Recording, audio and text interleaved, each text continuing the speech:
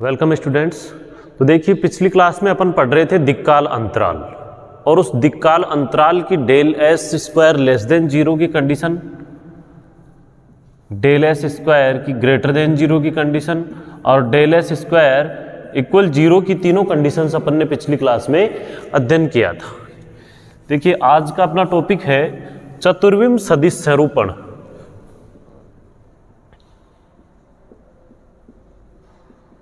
चतुर्विम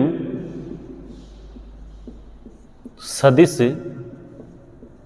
स्वरूपण। देखिए इतने दिनों तक अपन 3D पढ़ रहे थे, एक्स वाई जेड कोऑर्डिनेट के लिए स्थिति सदिश पढ़ते थे एक्स वाई जेड। अब अपन क्या करेंगे, एक्स वाई जेड के साथ साथ एक टाइम कोऑर्डिनेट आयोटा सीटी है, तो इन चार निर्देशांकों से मिलकर बने आकाश को समष्टि या चतुर्विम आकाश कहते हैं। इसकी डेफिनेशन भी आपने लिखी होगी, तो देखिए दोबारा से आप लिख सकते हो डेफिनेशन। किसी निर्देश तंत्र एस में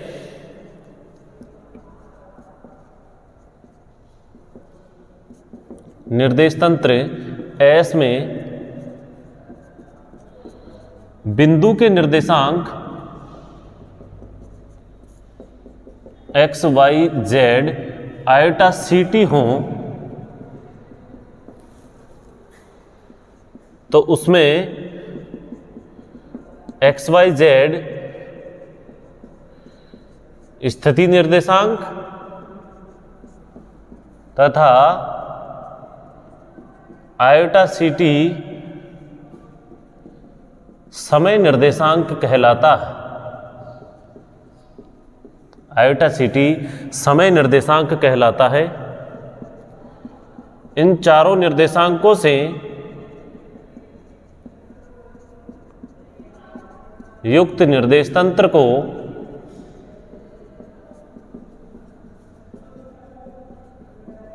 चतुर्विम आकाश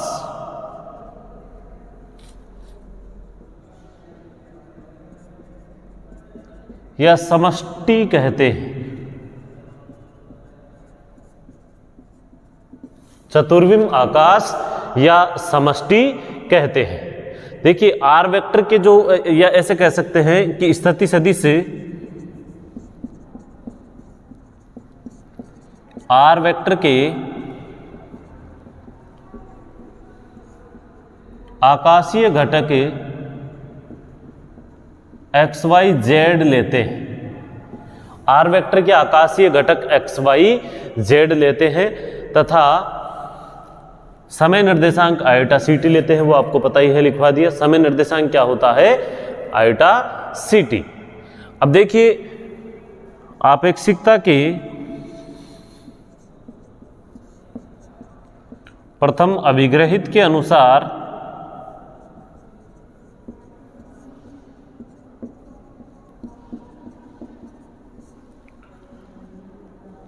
सभी निर्देश तंत्रों के लिए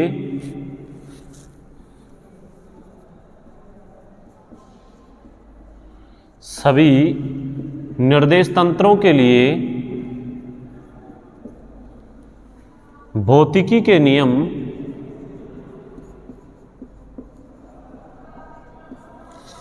एक समान लागू होते हैं।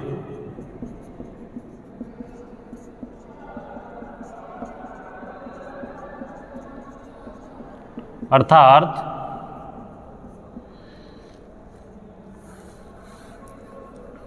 निर्देश तंत्र में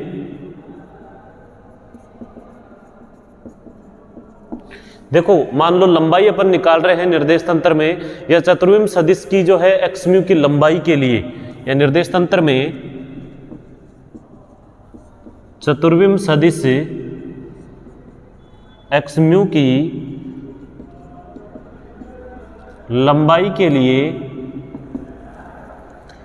S square equal to S dash square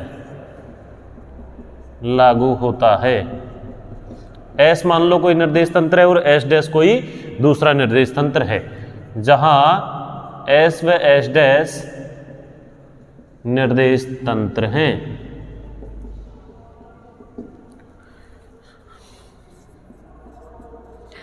निर्देशांकों एक्स वाई जेड आयोटा सीटी को प्रदिश रूप में, देखो टेंसर रूप में, प्रदिश रूप में निम्न प्रकार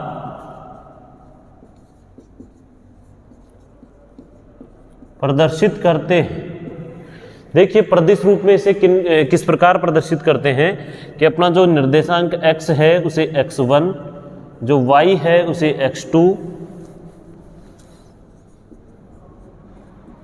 जो z है उसे x3 तथा जो आयोटा सीटी है उसे x4 चतुर्थ कोऑर्डिनेट कहते हैं।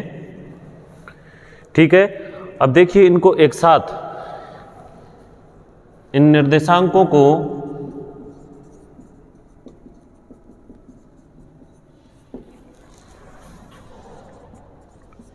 एक साथ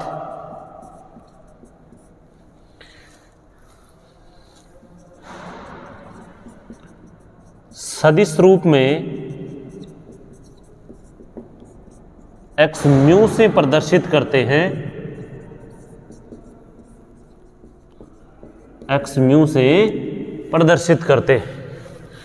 ठीक है, देखिए जहां म्यू इक्वल टू 1, 2, 3 और 4 होता है, किसी भी निर्देश तंत्र की अपन लंबाई निकालते हैं, उसका मापांक जैसे मान लो स्थिति सदिश का मोड निकालते थे, i के गुणांकों का स्क्वायर, j के गुणांकों का स्क्वायर, k के गुणांकों का स्क्वायर जो अपन निकालते थे उसे अपन s से डिनोट कर रहे हैं। जैसे दिक्काल अंतराल ज्ञात किया था, क्या होता है कि जैसे S square equal to X square plus Y square plus Z square minus C square T square, तो जो आयोटा सी टी होता है, आयोटा का क्या हो गया स्क्वायर, तो माइनस हो गया सी स्क्वायर टी स्क्वायर। ठीक है, अब अपन क्या करते हैं, जैसे इनको प्रदिश रूप में लिखना चाहोगे, प्रदिश रूप में, तो क्या लिखोगे, S square equal to x1 square plus x2 square plus x3 square plus x4 square. इनको एक साथ क्या कहते हैं, x square equal to mu equal to 1 से 4 तक x म्यू स्क्वायर, क्या कहते हैं, x म्यू स्क्वायर, और वो क्या होना चाहिए, नियत या निश्चर होना चाहिए। आपेक्षिकता के प्रथम अभिग्रहित के अनुसार इसे निश्चरता का सिद्धांत भी कहते हैं। इन कोऑर्डिनेट्स को निश्चर मानते हैं। देखो x1, x2, x3, x4 की वैल्यू क्या है, x, y, z और आयोटा सी टी, इसे इक्वेशन नंबर क्या कहेंगे, 1 कह दिया। देखिए ये चीज़ मैंने पहले भी लिखा दी कि जो s के लिए है वो s डैश स्क्वायर के लिए भी होगी, दोनों को एक साथ लिख सकते हो, यानी कि s डैश स्क्वायर के लिए भी क्या लिखोगे, म्यू इक्वल टू 1 से 4 तक x डैश म्यू स्क्वायर, और ये क्या होना चाहिए, नियत या निश्चर होना चाहिए। ठीक है, या इनको एक साथ क्या लिख सकते हो, अर्थात समेसन म्यू इक्वल टू 1 से 4 तक x mu square equal to mu equal to 1 से 4 तक x डैश म्यू स्क्वायर। इसे चतुर्विम सदिश की निश्चरता कहते हैं। इसे क्या कहते हैं, इक्वेशन 1 को चतुर्विम सदिश की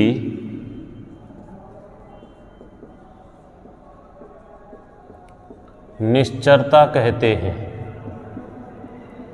ओके, अब देखिए स्टूडेंट्स, अब इसके रूपांतरण समीकरण है। अतः चतुर्विम सदिश के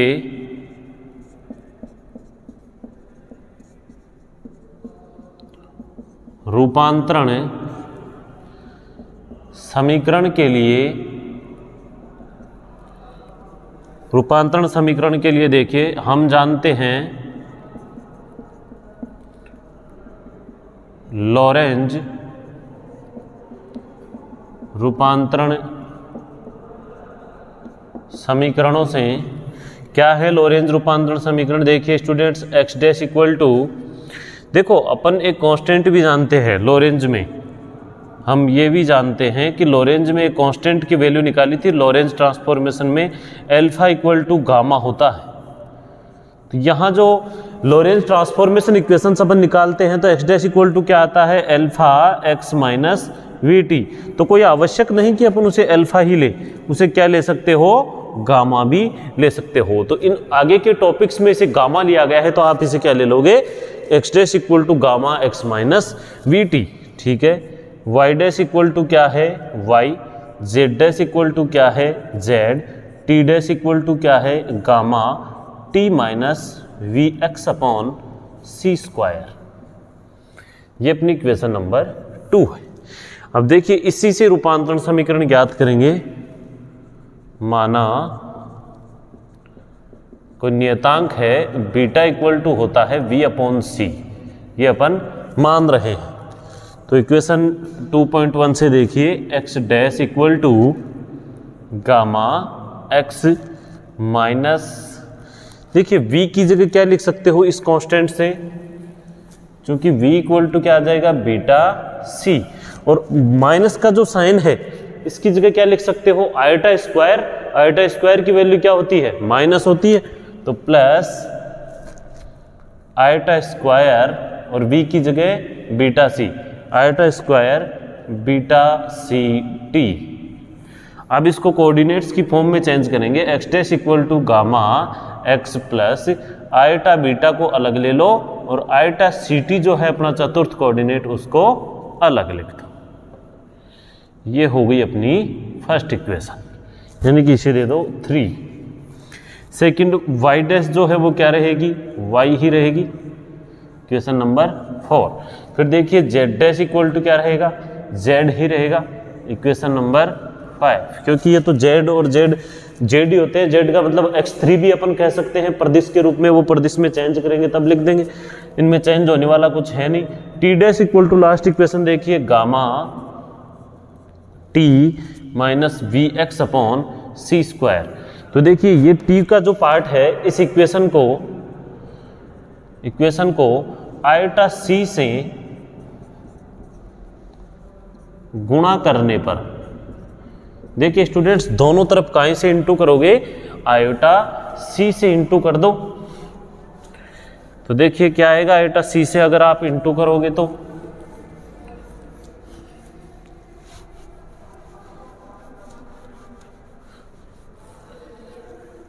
iota C T dash equal to gamma iota C T minus iota C V x upon C square. Complete को अंदर भी आयोटा सी से क्या कर दिया? इंटू कर दिया। यहाँ सी की एक पावर देखिए कैंसिल हो जाएगी, तो क्या आ जाएगा? Iota C T dash equal to gamma iota C T minus iota v upon c x. V upon c क्या होता है? देखिए अपन ने उधर लिख दिया कांस्टेंट माना है बीटा, तो क्या लिख सकते हो students? Iota C T dash equal to gamma iota C T minus iota beta X. ये इक्वेशन हो गई अपनी 6। तो अब क्या करोगे? इक्वेशन 3, 4, 5 व 6 को प्रदिश रूप में रूपांतरित करने पर,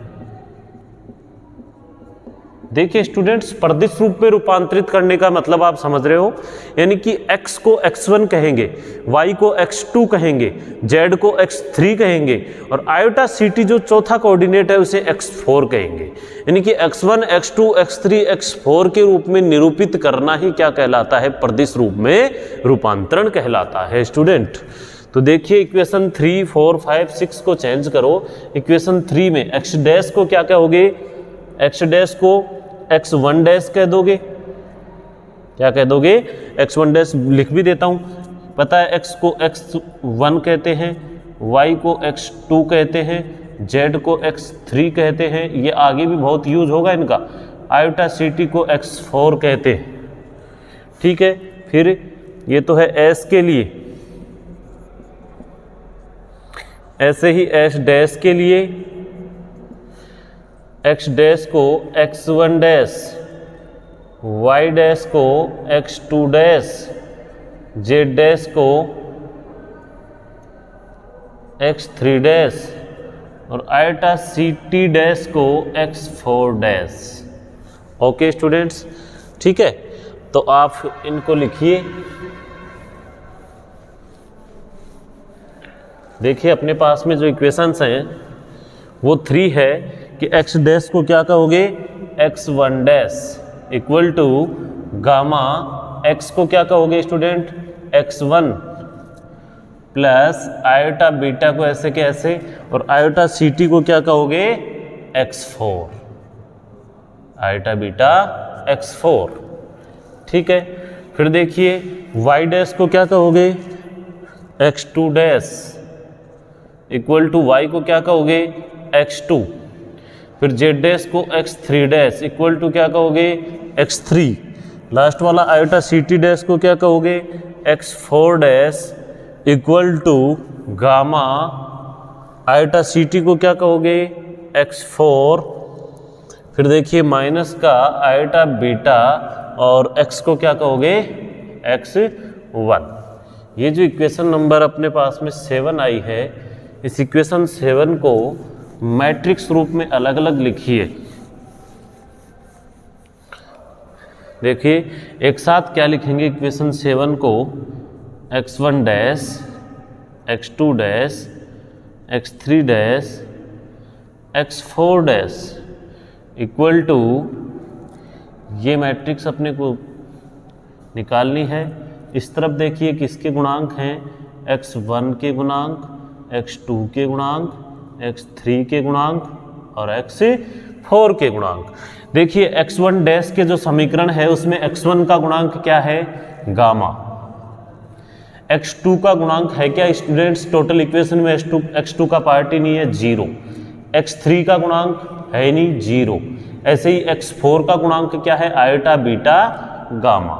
x4 में क्या आ जाएगा, आयोटा बीटा गामा आ गया स्टूडेंट्स, ठीक है। फिर देखिए x2 डैश के समीकरण में x1 का गुणांक है क्या, नहीं है, 0।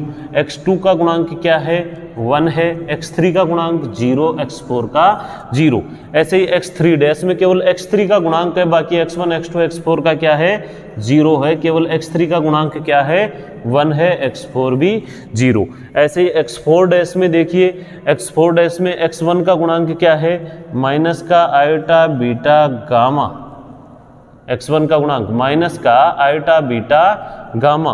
x2 का गुणांक 0, x3 का गुणांक 0, x4 का गुणांक गामा, ठीक है। अब इस इक्वेशन को अपन जो है संयुक्त रूप में कैसे लिख सकते हैं,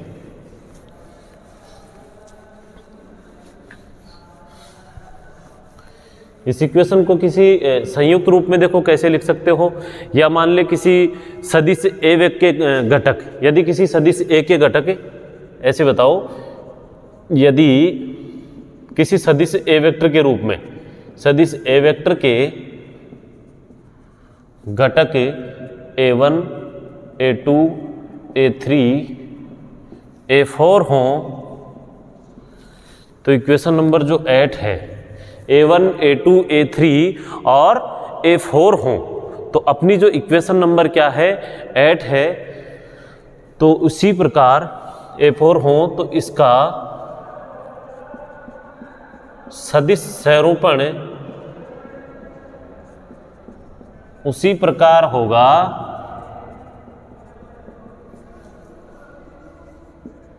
जिस प्रकार सदिश x म्यू के लिए इक्वेशन 8 प्राप्त हुआ है,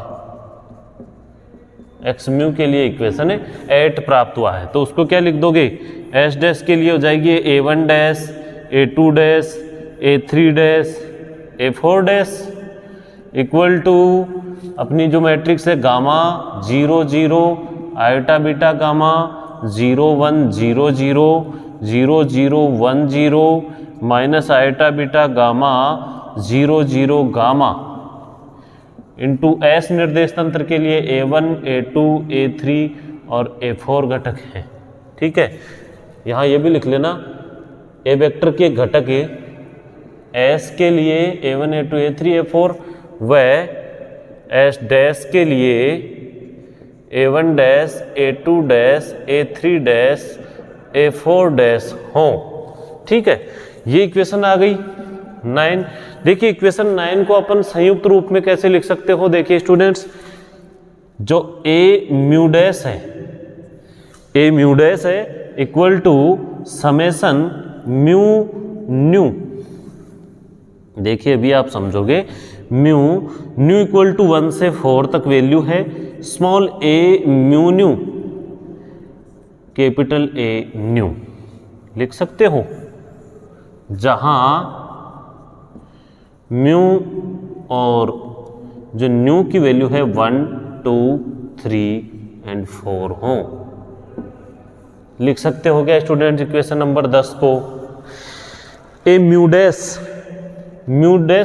हो या न्यू हो, म्यू और न्यू की वैल्यू कितनी है 1 2 3 4 है, तो ए डैश म्यू की वैल्यू कैसे निकालोगे? जैसे म्यू इक्वल टू 1 होगा तो A1 डैश, 2 होगा तो A2 डैश, 3 होगा तो A3 डैश, 4 होगा तो A4 डैश। और ए न्यू मैंने किसके लिए दिया है? न्यू किसके लिए दिया है? देखो 1 A1 A2 A3 A4 के लिए। ए म्यू न्यू भी 1 से 4 है, जैसे म्यू इक्वल टू 1 और न्यू इक्वल टू 2 होगा तो क्या आ जाएगा? A1 2, 1 2 का पार्ट कौन सा है? जैसे 0। तो स्टूडेंट्स इक्वेशन 9 को संयुक्त रूप में ऐसे लिख सकते हैं, small A mu nu equal to क्या है? अपनी जो मैट्रिक्स है 4x4 की, वो क्या है? ए म्यू न्यू है। लिख दो ये चीज, जहां इक्वेशन 10 में small A mu nu equal to gamma 0 0 iota beta gamma 0 1 0 0 0 0 1 0 minus iota beta gamma 0 0 gamma. ठीक है ना, ये चीजें, ये इक्वेशन अपनी क्या है? ए म्यू न्यू का पार्ट है। ठीक है ना, तो स्टूडेंट्स इक्वेशन जो 10 है वो अपनी क्या है? चतुर्विम सदिश का स्वरूपण। आज के लिए इतना ही, बाकी कल पढ़ेंगे। Thank you.